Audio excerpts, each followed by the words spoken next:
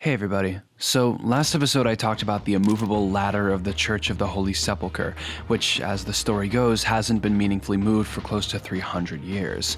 The ladder is a rare example of an artificially created temporal fixed point, a strange little sanctified artifact that, through careful enforcement and care, has managed to avoid falling into ruin as so much of humanity's past endeavors have long since done.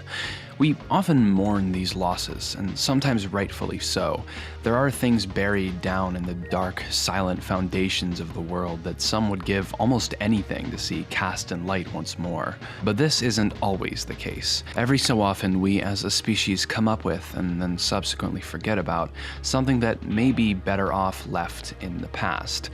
And, well, there's really no other way to put this. This is an episode about concrete boats, one of them in particular. So, let's talk about that.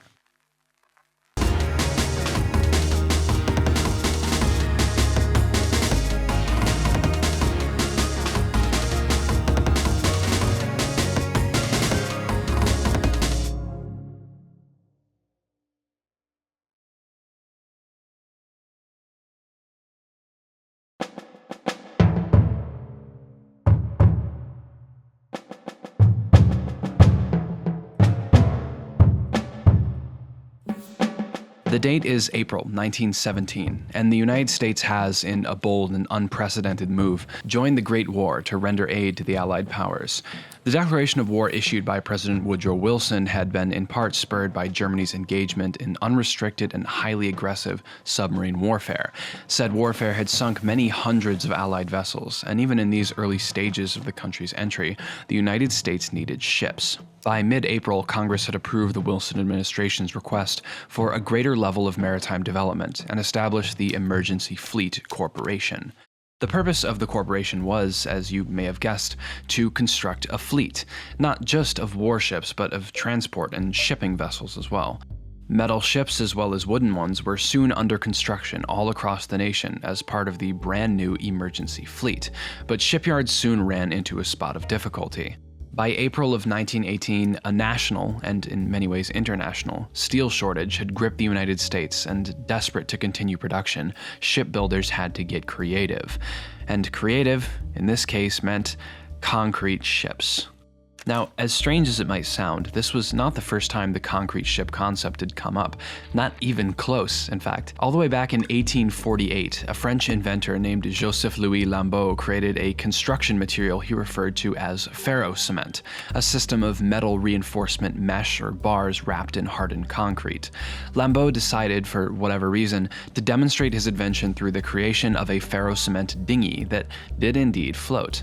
Throughout the second half of the 19th century and into the 20th, concrete boats of varying shapes and sizes were constructed and put to sea to varying degrees of success. In almost all cases, they were built simply as a cheaper and more abundantly sourced alternative to traditional wooden and ironclad vessels. Earlier in 1917, a Norwegian shipbuilder named Nicolai Fugner had obtained permits for, and rapidly afterwards constructed, two massive self-propelled concrete cargo vessels. The Royal Navy had begun launching their so-called Crete fleet that same year, with a planned final size of over 150 concrete transports. So really, the idea wasn't as far-fetched as it might seem today.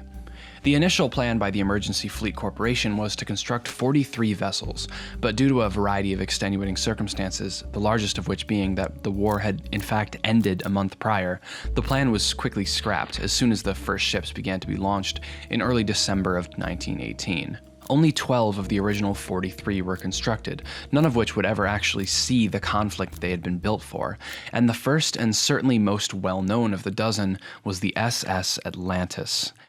She measured around 250 feet in length and had a deadweight capacity of 3,000 tons, slightly lower than her metal contemporaries thanks to her heavy construction, and was officially launched and christened on December 4th.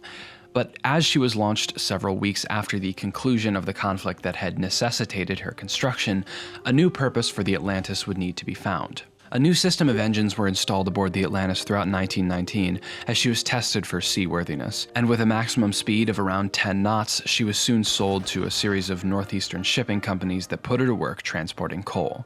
Beginning in late 1919, the Atlantis could be seen running the length of the east coast of the United States on a long series of coal shipping operations, which would start to wind down in the early years of the next decade. The ship's unusually low deadweight capacity and unusually high operating costs had led to her being considered unprofitable by the shipping companies that operated her, and in 1925 she changed hands yet again, being bought by H.P. Etheridge Inc. in Virginia for a staggeringly low $3,025, around $54,000 in today's money.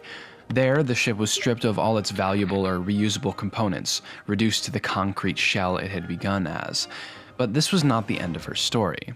In June of 1926, the empty hull of the Atlantis was purchased by Baltimore-based Colonel Jesse Rosenfield to be towed over to Cape May, New Jersey. She would not be serving as a ship, but instead a pier. The Atlantis and a handful of her contemporary concrete vessels were to be arranged to form a ferry pier for a planned route from Cape May to Lewis, Delaware. But following a pattern that was becoming increasingly apparent, all did not go according to plan. On July 13th of 1926, a fierce storm at Cape May broke the Atlantis out of her moorings and blew her aground a few hundred feet from the shore of Sunset Beach. Over the following weeks and months, Rosenfield and Company would attempt numerous times to free the cargo ship turned pier from her grounded fate, but none of these were successful, and the group would eventually abandon the area when the ferry route initiative went under. For around a decade after this point, the Atlantis remained grounded in what would become its final resting place. While unusual, the ship was not an unwelcome sight for the residents and visitors of Cape May, and she would become a strange sort of tourist attraction and curiosity, appearing on postcards and being photographed on numerous occasions. Only two further changes would occur regarding the status of the Atlantis. In 1937, after around 11 years in one piece, her hull ripped open and the ship noticeably began to droop. Decades later, in 1961, this rip evolved into a full-scale breakage, and the entire stern half of the Atlantis slipped beneath the waves of Cape May. And this is the state the ship has remained in since, ever so slowly degrading and sinking back into the earth from which her constituent parts were pulled. She remains a prominent fixture and sightseeing attraction for the town, and continues to be promoted on tourism sites and brochures as a sort of living monument to her own destruction. She's been designated a New Jersey historic site, and will remain as such until she fades entirely from view. But despite what one might think, the Atlantis is not the last of her kind. Many more ferro-cement vessels were constructed in her day, and many still remain in working order. A 1918 concrete barge rests on the edge of Seattle's Lake Union, serving as a floating outdoor dining area for Ivar's Salmon House. A 1921 concrete riverboat that's seen many lives come and go now operates as a floating marine supply store in Florida, known simply as The Boat. And many world-weary but still intact members of the original British Crete fleet rest in harbors and docks all across the United Kingdom. The Atlantis and her sister ships now fit within the same cultural niche as things like long-distance telephone exchanges, iron lungs, and slide rules, things that very much did exist and that at the time served a vital purpose, but that now simply exist as reminders of the world they once belonged to. But that's not necessarily a bad thing. They help us understand how exactly it was that we got to where we are today. And as long as we continue to remember, as long as the bow of the Atlantis continues to jut from the Cape May surf, we will be made all the better for it. And with that, thanks for watching.